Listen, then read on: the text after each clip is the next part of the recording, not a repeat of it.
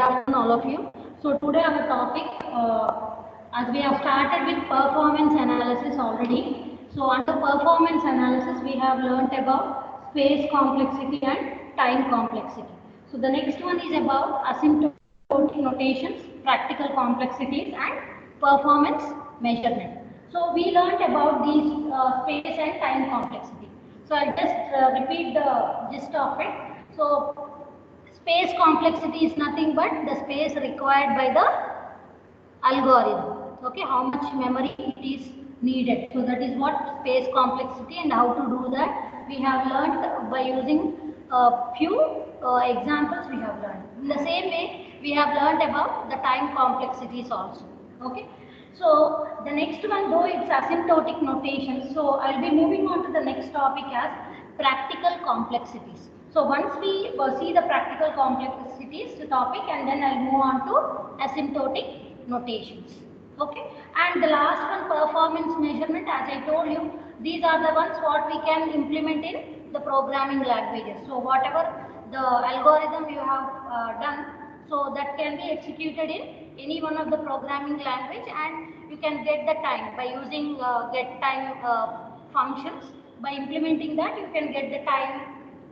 Okay, so that's how this is done. So this is not our emphasis. So our subject emphasis is on the first four, that is space and time complexities, and the next one we will be looking at the practical complexities and the asymptotic notation. So quickly we will just move on to the fourth one, that is practical complexities. So practical complexities means, so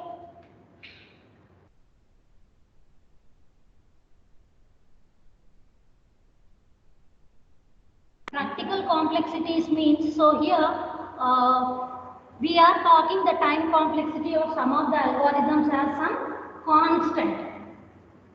Okay, how we are representing that? Order of 1. Okay, and then the some of the algorithms, so it is taking order of n, and some of the algorithms they are taking order of n square. Some algorithms will take order of n cube.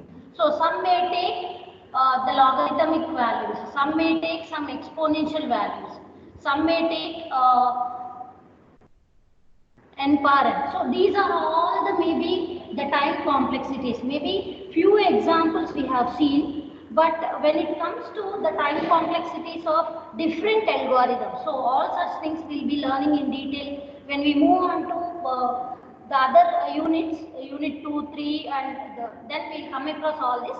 But for now, I was telling you about the constant time, linear time, cubic time, square time, cubic time, logarithmic time, exponential times. Okay, so these are all the terminology what we can say. Okay, so when these all the complexities are given by different algorithms, so how to measure which is the lesser one, which is the greater time complexity. So all these are needed to be arranged in the ascending order. So the time complexities are arranged based on the ascending order. So initially we have 1. So I am not giving order of 1. So I am just avoiding that O notation and just giving you the values of the complexities. So initially it is 1, whatever may be the number. Okay, if it is a digit of 1 digit or 2 digits or n digits, so that we say it as a constant. Okay, so constant, and then the next one, so constant is less than the logarithmic value. Okay, and then we have something called as root n, and then we have n. Okay, and then we have n log n, and then we have n square, and then we have n cube. So I am writing the continuation here, less than, so until 2 power n, and we can write it as 3 power n, so on till n power n. Okay, so this is the order, ascending order based on the time complexities of the algorithms. Say suppose two algorithms, I got the time complexity as O of n. The second algorithm I got the time complexity as say some n square. Okay. So which is taking more time means, so n square is taking more time, whereas n is taking less time. So in that case I will tell you the first algorithm, since it is taking less time, so the time complexity of algorithm 1 is lesser, and this is the best algorithm. Okay, so that's how we are going to measure the time complexities. When we group them, so which is smaller, which is greater. So this is the line which where we can keep all the values in the ascending order, smaller to bigger. Okay, so and the practical time complexities. So practically when many algorithms are implemented, each one may fall under among this. Okay, so this is the list of the different time complexities. So any algorithm time complexity if you are following trace, so then it will follow one among this.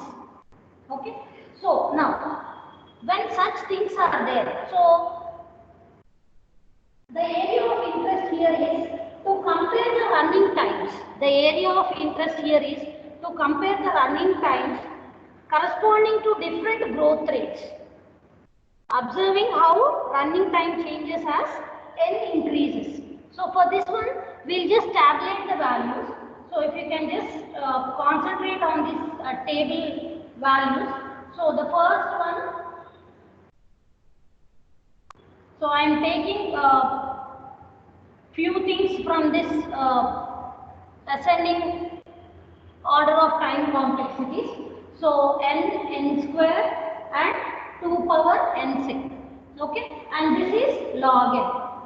So however they are existing in this ascending order time complexity, so log n and some n square, so 2 power n. Okay, though I didn't take all, so few among them I have taken and I am tabulating them. Say suppose my n value is 1. So what is log 1 value? So it will be 0. 0. And what is n square? When my n is 1, okay, what is n square? It is 1. Okay, so when it is n is 1, so this value will be 2 power 1, no? So it will be 2. Okay, so when n is 2, what is the logarithmic value of 2? So then we can take it as 0.1. Okay, usually whenever we say log n means that is base 2. So when you write n as 2, so this becomes as 1. Okay, so and what is 2 square here? So this becomes 4, and here also 2 power 2, so this becomes 4. And when we take 4, so logarithm of 4 means, so how we can write? 2 square. 2 So this plus 2 4. will come here, 2 log 2. So this will become 2. So this will be 1. Okay, and this will be 2. So now how much we will get? So this will be 2. And what is n square here? Our n is 4. So 4 square means 16. And the next value here, 2 power n. 2 power 4. So how much it will be? 2 power 4. 2 into 2 into 2 into 2. 4 times. 16. 16. Okay. So similarly, if we just continue, so when we take n as 8, so logarithmic value it will be 3, and this n square value will be 64, and 2 power n will be 256. So like this we just go on continuing. So here in this table value you have to concentrate on when the n value is increasing. Are the values for the time complexities in this increasing time complexities, are there any changes? So here when you see when 1 is there, so So the time complexity is not that much increasing. Okay, so here it became same. Okay, so here also it is same. But when the value became 8, so there is a drastic change in the values. So till here, see till here, almost same we got. But here, drastic change is appearing. Okay, so when n value is increasing, when n value is increasing for larger values of n, then the functions are said to be asymptotic or non-linear. Again I repeat, so if the growth of the function is not certain for the larger values of n, then the functions are said to be asymptotic or non-linear. So if we plot this,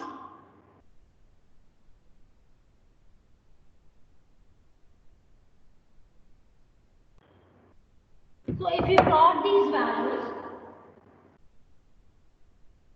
so the same table I'm just plotting here. So if you take n values here, so the logarithmic values, so since it starts from 0, 1, 2, 3 and so on, so it starts from 0, I can just say this is log n value. This curve can be log n. So the next one, so it starts from 1. So this can be said as n. And this also starts from 1. So this also can be said as n square.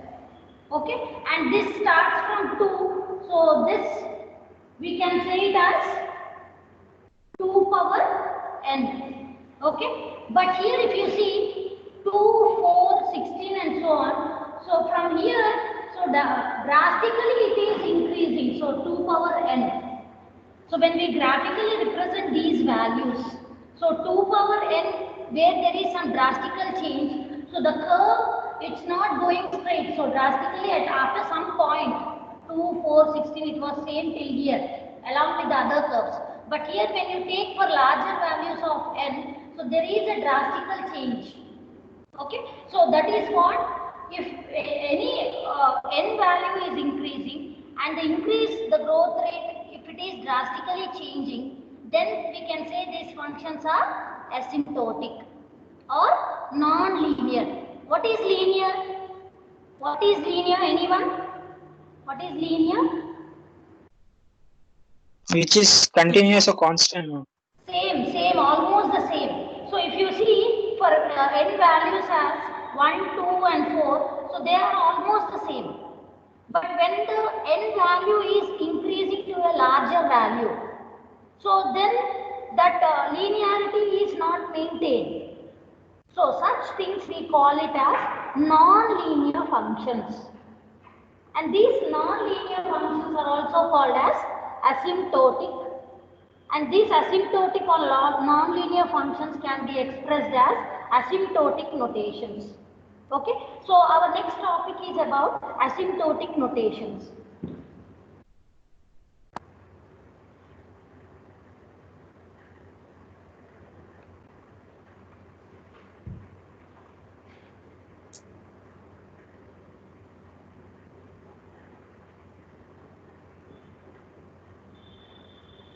Asymptotic notations. So why we are going for asymptotic notations? Since they are non-linear.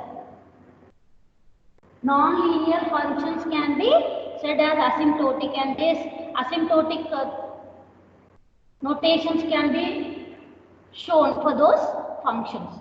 So under asymptotic notations, so we have 5, but first 3 are important. So first one we call it as big O notation. Big O notation. And the next one is omega notation. Omega notation. And the next one is theta notation. And the next is little o. So smaller o we write. And then little omega. Okay, so these are the different notations. So you can just list the asymptotic notations. The first one, big O notation, omega notation, theta notation, little o notation, and little omega notation. Okay, so each one, the first three are the ones which are important. Okay, so this last two we just learn them as the definitions. Okay, so moving on to the first one. So big O notation. So it gives the upper bound. It gives the upper bound of the function. Okay, so the next one, omega notation, will give you the lower bound. And theta, it's the average bound. Okay, so these two things we just study n tending to infinity. Okay, so the first three things are important. So among these three notations, again among these three notations, that is upper bound function, lower bound function, average bound function. So among this, which is again more useful? So average notation. Say suppose if n values lies between 2 and 5, means what will be the n values? 3, 4. Okay, so this is what we can say average notation. If you can clearly say that where the time complexity is ranging from what is the minimum value to maximum value, then the average bound it will be more useful. But when such average bound is there, then why we are going for upper bound and lower bound? Maybe for some algorithms, if you are not able to express in the range format of upper bound and lower bound, then we can only just say the upper bound. We can just only say the lower bound. Okay? Say here, when we are talking about 2 power n function, so we are just saying like this. Okay, 2 power n function, so it was constant till some point, after that drastically it was increasing. So for this I can tell about the lower point and some point at somewhere, but its maximum we cannot say. So when such things are coming, we can say it as upper bound. We can say from where highest point it is starting and lower point if you are not able to define, then we say lower bound. Okay, so these are just the definitions. So let's study each one in detail.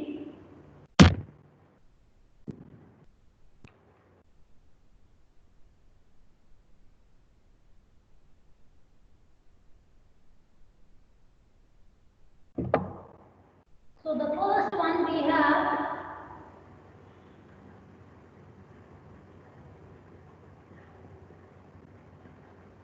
big O notation. Okay, so that is represented by big O. This O it should be written as a capital O, big O. Okay, so for this the definitions can be said in this way. The function f of n is equal to big O of g of n if and only if there exists positive constant C and n naught such that f of n is less than or equal to C into g of n for all n greater than or equal to n naught. So this is a definition. So let's discuss what exactly this means. So here always whatever the function we are taking. So example here, say suppose f of n is equal to 3n plus 5, say. Okay, so if f of n is equal to 3n plus 5, we need to give the which bond this big O notation will have. Anyone can answer? Big O notation.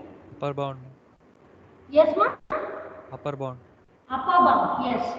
So for this function, we are going to find out the upper bound. Okay. So in order to do that, what exactly we have to do? Whatever the function is given, so we are going to express in this format. So 3n plus 5 less than or equal to. So how can I say? So here constant you can avoid, or also constant also you can consider. So in this case I can say 3n means, so how much I can say? 3n, 4n, 5n and so on till max. Yes or no? 3n is less than or equal to 3n? It is equal to, right? So 3n is less than 4n?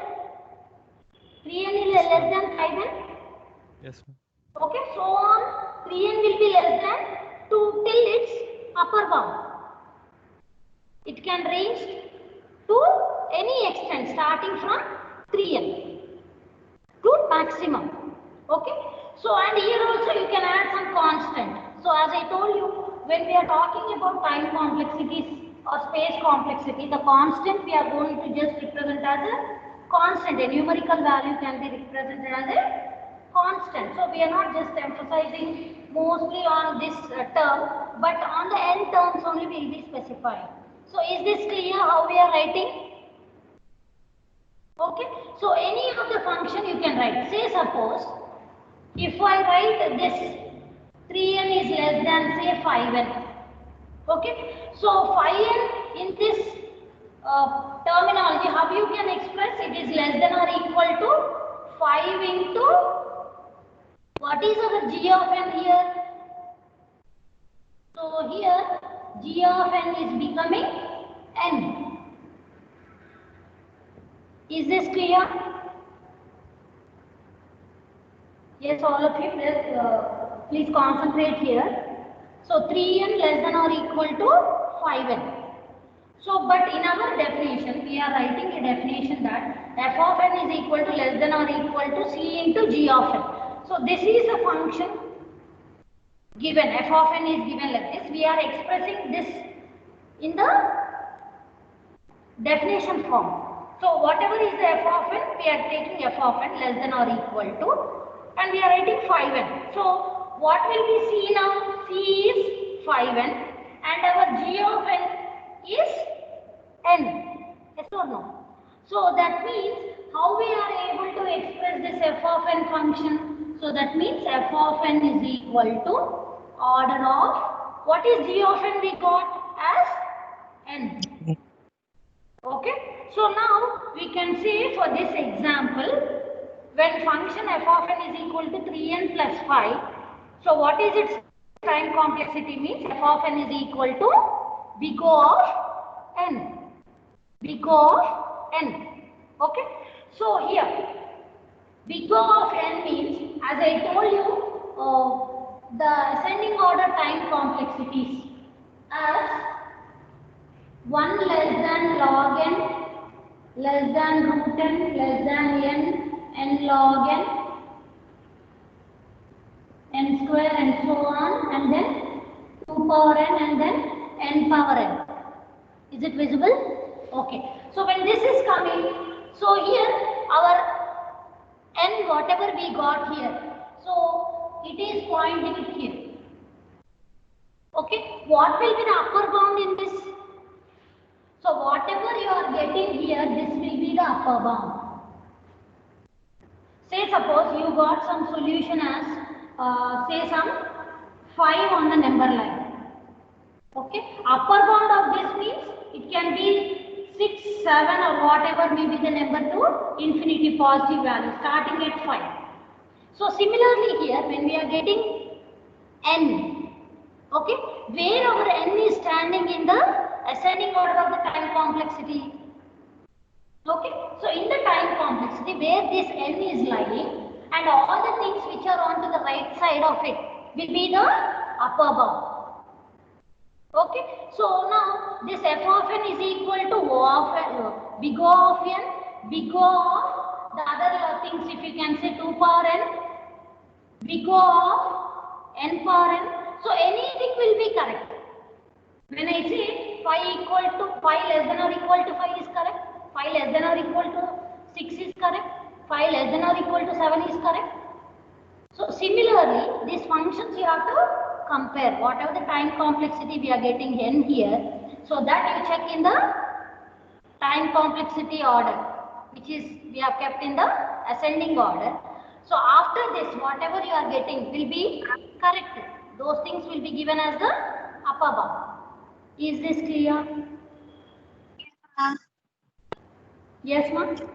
Ma'am, we can't see, ma'am. Down one, what you have written. F of n is equals to order of n. Then. Okay. So till here you followed now how we are getting f of n is equal to f of n is equal to how much we are getting f of n less than. Okay, let me express. So f of n is equal to how much I told? 3n plus 5. Okay. So now expressing in this format, so we wrote 3n plus 5 is less than or equal to 5n. Okay, so this we have to express in the format. So C will become 5, G of n will become n. Okay. Excuse me, ma'am. Yes, ma'am. Ma'am, why we are taking 5n, ma'am? We can take another number also. Any number you can take. That's what I am telling. No. Okay, ma'am. See, initially I told 3n less than or equal to 3n is correct. 3n less than or equal to 4n is correct. Less than or equal to 5n is correct. It can be till infinity.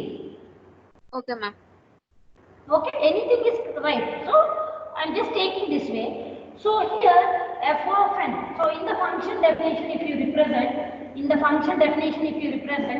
so how do we can write f of n is equal to order of, what is g of n we got? N. So, we are writing order of n.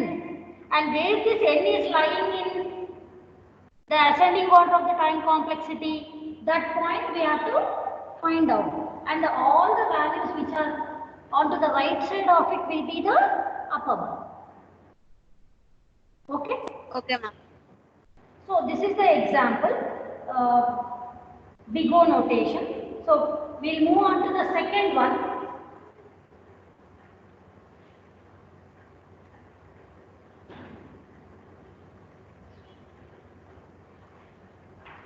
So what is the second one I told you? What is the second asymptotic notation I told you? Omega notation. Yeah. Omega. Omega notation. Second one, omega notation, and how it is represented? Omega. Okay. So here for this also, function f of n. For upper bound, what we wrote? Less than or equal to. Okay. Omega is which bound we'll get? Lower bound. So here, when it is lower, we have to write the greater than or equal to sign, and since we are writing omega notation, omega of g of n. Okay, again I repeat, the function f of n is greater than or equal to g of n if and only if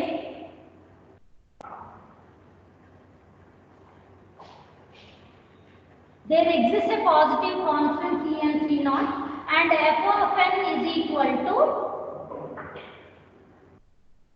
c into g of n. F of n is greater than or equal to c into g of n. So the same example if I take, so f of n is equal to 3n plus 5 I took, right? Okay, so if the same thing is expressed in this equation, so how I can write 3n plus 5 is greater than or equal to. So now we have to write the things which is greater than 3n. So greater than 3n means, so 3n I can write 4.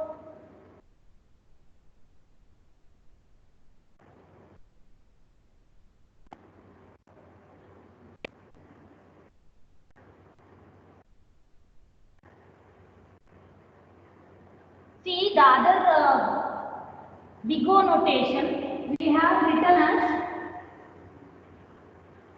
3n less than or equal to 5n, right? So, but here we are writing 3n greater than or equal to 2n we 3n. can write. Yeah, so that's what I am telling you. 3n greater than or equal to 3n we can write. 3n greater than or equal to 2n. We can go down to some minimum point. Okay, all the values which are all less than this 3 and below. Whereas for upper bound, above I said. Since this is for lower bound, so to the lower point you can go. So when we are writing this, so I can say here 3n plus 5 is greater than or equal to say 2n I am saying. Okay. So now this one if I want to express in this format. Okay. So in this format if I am expressing, so then what we have to write? So 3n plus 5 greater than or equal to, what is C here? What is C? It is 2. And what is G of n? N. Okay. So 2 into G of n. So and this G of n is n. Okay. So when we are having this, so the function definition, so therefore f of n is greater than or equal to omega of n. Okay. So but this omega means lower bound, n lower bound. Okay. Big O is upper bound. So you check where n is lying in our sequence. Okay. So the values less than that will be in the lower bound. Is that clear? See, upper bound means since we got n, so all the values which are greater than that value will be the upper bounds. And the values which are all less than that n value will be the lower bound. Okay. So that's how we write f of n is greater than or equal to omega of n. So the same thing how you can write? So if I write omega of n is correct, and if I can write omega of 1 is also correct. Omega of log n is also correct. Why tell me? Because it's lower bound, ma'am. Yes, all the values less than n in the ascending order of time complexity we can represent. Is this clear now? So we studied about upper bound and lower bound. Okay, upper bound is big O notation and lower bound is omega notation. Okay, so quickly we move on to the third one. Hello, ma'am. Yes, ma'am. What if we change the function? We are taking 3n plus 5. What if we do 3n square plus 5? Then Yeah, it I'll will tell be you changed. some more examples. I'll make you to do now. Okay, Okay. first I am trying to make you understand the concept and then we'll see some examples. Is that okay? Okay. You just tell me the time, how much it is. What's the time now? It's 12:40, ma'am. Okay, okay. I want to finish this topic. Okay, what is the third one under notations? Theta. Theta.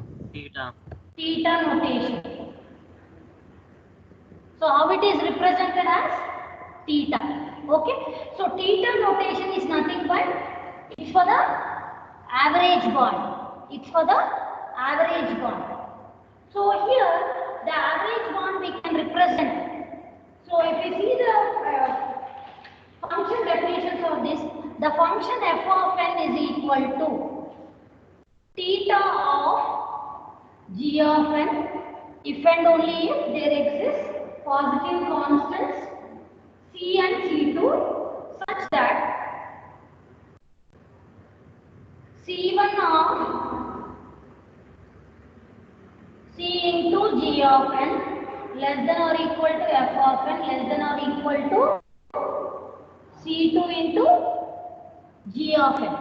So here when we are saying average, so example I was telling you like, so n lying between 2 and 5. Okay, so the same example if we take, as f of n is equal to 3n plus 5. So if our function is 3n plus 5, what is the value which is greater than this? 4 and 5n. Yes ma'am, 4n or 5n. So this is what we say it as upper bound. Okay, so this side we get it as lower bound, some 2n we said. Is it correct?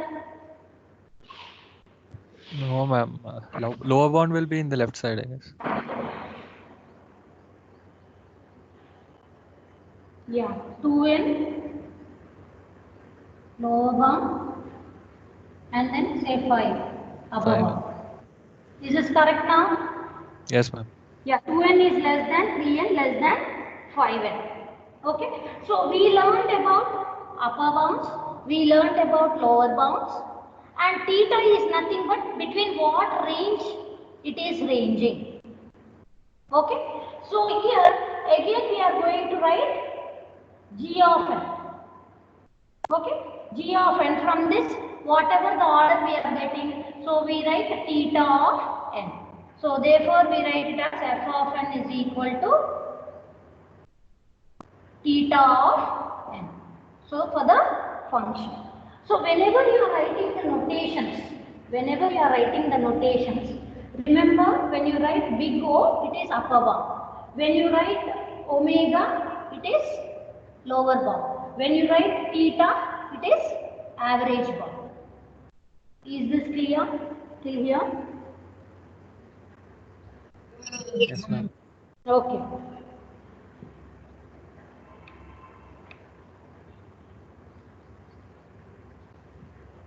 So next two notations we have little o and little omega. So only the definitions as part are given. So there is nothing much importance with that. So fourth one, little o notation.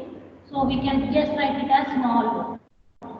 Okay. So this we will write it as f of n is equal to little o of g of n if and only if limit n tends to infinity f of n by g of n is equal to 0. So this is the function definition. So similarly we have little omega notation.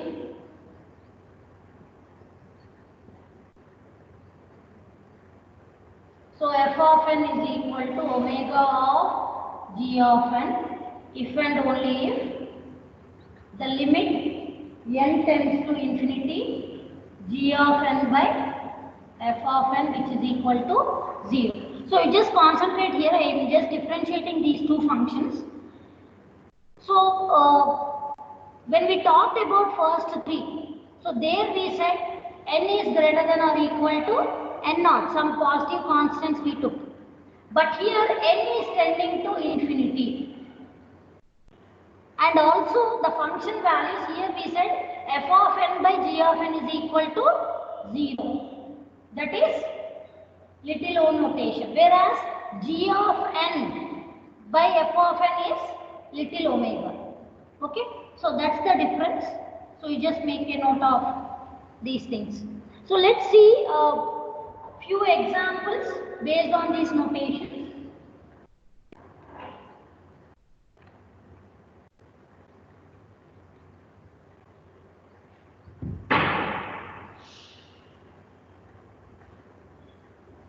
So example here, so f of n is equal to 2n square plus 3n plus 4.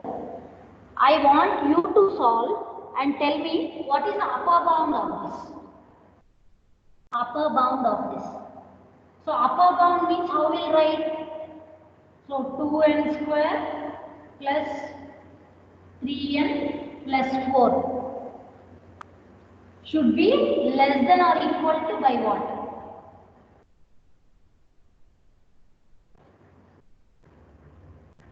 Yes, ma'am. See, when so many terms are there, you can concentrate on the highest degree polynomial. Here, what is the highest? We have n square. Okay? So, less than that. So, n square is the highest degree. And what is its value? 2n square. So, less than this, if you can write n square. Okay? Say 5n plus 2. So, if this is lesser, the whole term will be lesser. Okay? So, that's how I can write it as less than or equal to n square. Ma'am, we have to write greater than 2n square, ma'am.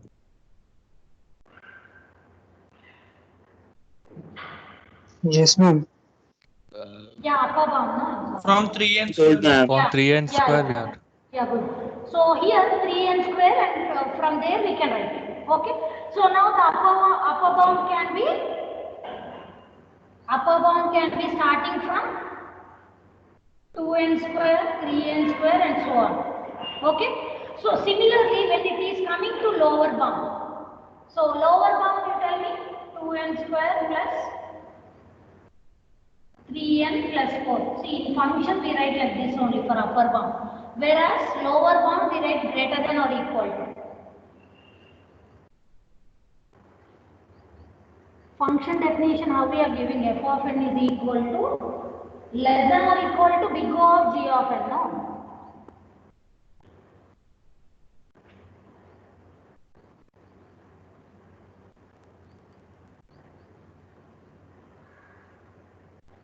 Yeah, it's correct. So here 2n square is less than 2n square, 2n square is less than 3n square or just n square.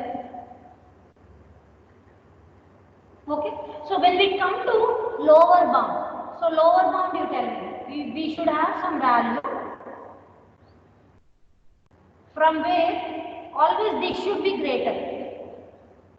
So 2n square is greater than or equal to 3n square. Square. just n square. Okay.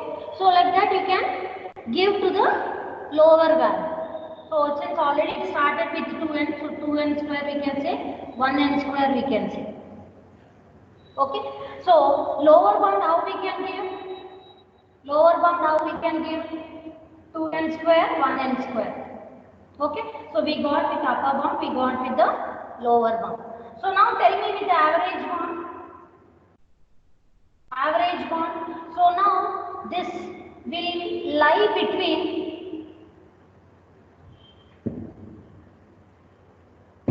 So how can I say? So let's write for this function only. 2n square plus 3n plus 4 less than or equal to less than or equal to. Yeah. So 2n square is less than or equal to n square and this one 3n square. 3n square. So 2n square is greater than 3n square. Okay. So now, so from this, so this is theta notation, but here I am telling all together. Okay. Now tell me f of n is equal to O of big O of n square. Okay. So f of n is equal to omega of the lower bound. Also n square. Okay. F of n is equal to theta of, so this is the middle term, so highest polynomial. So this is also we can say n square. But you may found to be seen all this as same. But when we see the number line, so this big O notation means anything n square, 2 power n, 1 power n. So all this will be true. So n square onwards, upper bound. Whereas lower bound means, so less than n square you need to write 1 log n square. So all these terms are lesser. Okay, so n square means only just n square, where exactly it is.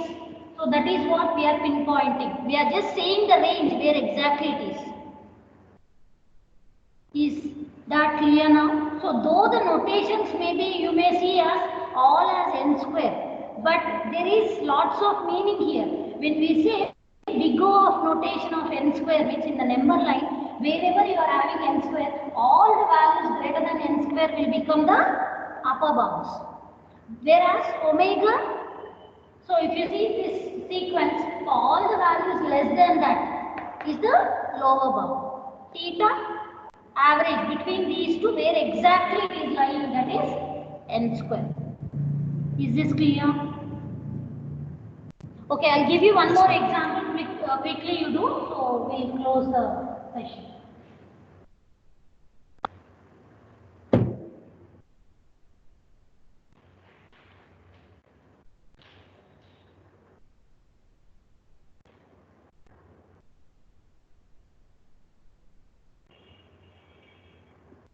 F of n is equal to n factorial.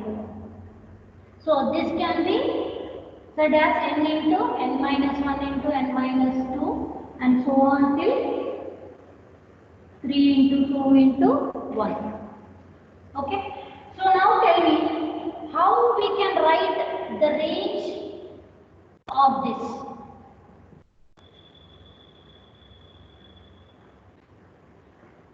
What will be the upper bound and what will be the lower bound? n minus 1 factorial. Where n minus 1 factorial? Lower bound. Lower bound. N minus 1 factorial. Yeah. Or we can also say, since it is lower bound, so 1 factorial n minus 1. See, this n minus 1 factorial may still reduce to 1 factorial, the base condition. Okay. So all the values whichever are all less than n factorial, we can say that. But whereas upper bound, n plus 1. n plus 1 factorial and so on. Okay, very good now. So this is how we find out the lower bound and the upper bound of any given function, and these are very, very important. Okay, so these are the topics I just wanted to cover in today's session.